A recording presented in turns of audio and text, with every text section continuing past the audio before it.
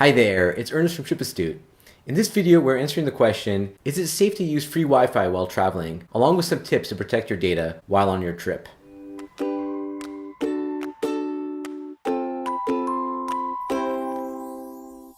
You've probably been in this situation while traveling. You're sitting in an airport or a restaurant, and you check to see whether there's a free Wi-Fi connection. You find one in your phone settings, but you're not 100% sure whether it's safe to join. You're torn between getting your messages and your notifications and keeping your data and privacy secure and safe. So what do you do? First off, we should probably discuss why it's dangerous to jump on an unsecure Wi-Fi connection. I won't get too technical as I'm not a network security expert or engineer. However, to explain it simply, it's not uncommon for hackers to scan other computers on the same network for open ports or vulnerabilities, or even to intercept the transmitted data through packet sniffing or a man-in-the-middle attack.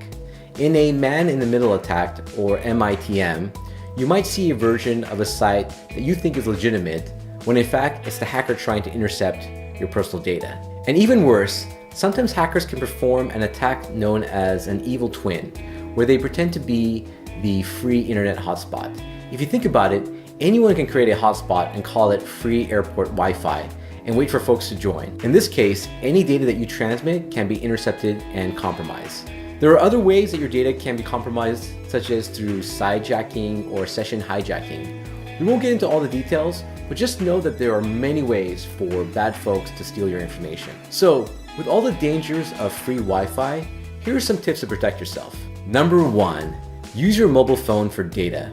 When I travel domestically, I generally avoid the free Wi-Fi connection at the airport and just tether my tablet and laptop to my phone. It's a lot safer and I don't have to worry about the connection and whether it's legitimate or not. This option is not always available though, especially when traveling internationally or places where my mobile phone reception is not available or strong. Number 2, stick to connections that are provided by a business. This can be a tricky one, but if you have the option of joining a free airport hotspot or a connection at a Starbucks or other coffee shop, I would suggest connecting to the one that's likely managed by a business.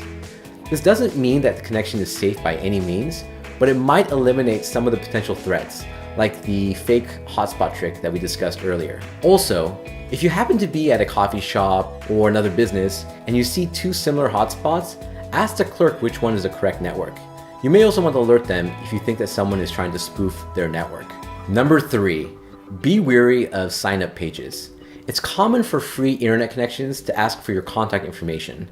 I would suggest using an alternative email address, like a burner email that doesn't include your name, and possibly a different or shortened version of your name when signing in. The reason for doing this is because if someone is trying to intercept your data, you don't want them to have your name and email address as a starting point if they're trying to compromise your information through social engineering. Basically, hackers can try to compromise your identity using bits and pieces of information about you. So avoid giving them your contact information from the start. Number 4, avoid transmitting sensitive data. This one is tricky. Your phone and computer already send massive amounts of data behind the scenes, even when you're not actively using your device. However, as a general rule, I avoid logging into any sensitive accounts, like my bank accounts, when on a free or unsecure internet connection. If you do need to access sensitive data, then I suggest sticking to secure websites and apps. When using a web browser, make sure the address includes HTTPS and that you see a padlock in the address bar, signaling that it's a secure connection. Apps are a bit more difficult to gauge. Most of the major banks have apps that transmit your data securely. However, some security experts recommend using mobile websites instead of apps for financial data, since apps can sometimes accept bogus security credentials. Number 5, make sure to log out of services when you're done. If you happen to be using services like Facebook or Gmail, make sure you log off before ending your session. It might seem like overkill, but it prevents someone from trying to continue using your open session. Also, many sites now offer the ability to log sign-ins, which is a good way to know whether someone might be trying to use your account. Number 6, use a virtual private network or VPN.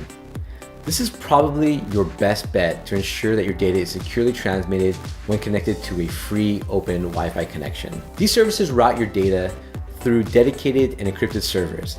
It's like having a secure tunnel for your data the moment it leaves your device, where no one can peek inside or see where it's going. There are several free and paid options out there, and I'll include links in the video description to some that I recommend. Also, some high-end home network routers allow you to create your own VPN service, which is also a great option if you're tech savvy and you want to control the process.